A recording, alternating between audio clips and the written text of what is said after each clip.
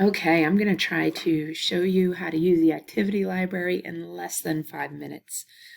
So first, you're going to go to that green plus, and you are going to hit the add, and we're going to pick assign activity. You can see here there are 3 libraries: community, school, and my library. The community library is everyone in the Seesaw world who wants to share an activity. They put that in here in a category. The school library is, because we have a Seesaw Schools account, anybody within our building who would like to share can add an activity in here that you can then take, edit, and use in your class. And then lastly, your personal library, and that's anything that you have created or that you have added as a favorite into your library for you to edit and use on your class. Let's say that I created this activity and I want to assign the activity. I would hit the green assign button, and then I can select the class. I can select what students I want to get it. I can select what folder it needs to go in.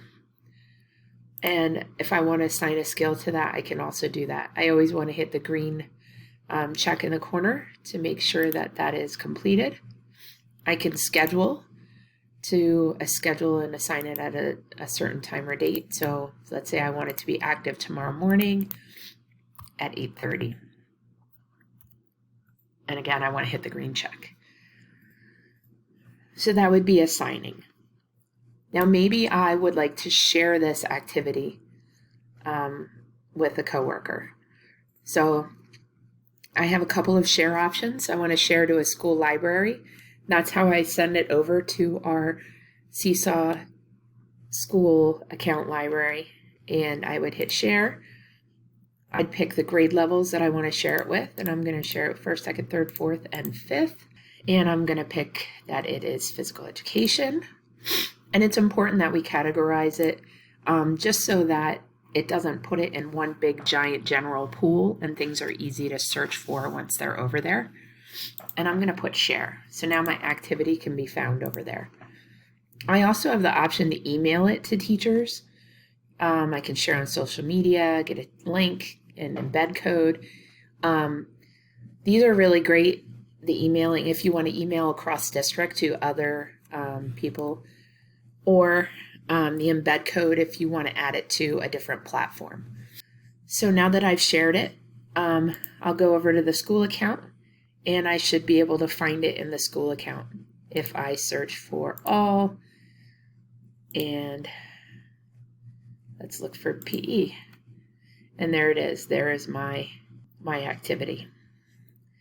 Well, let's say that I wanted to now borrow an activity from someone else. Let's say I was really looking for some subplans, and Ms. Heckscher has some awesome subplans here. All I have to do is fill in this heart, and that is going to add it to my library. And then now I can go forward and I can assign it to a class just as if I was doing it with my own assignment. I can do the same thing with community. So let's say I wanted to find an activity that students could learn how to use Seesaw. I found this Seesaw Bootcamp. Okay, I'm going to heart that. Now it's going to go into my library. It's in my library. I'm going to click on it.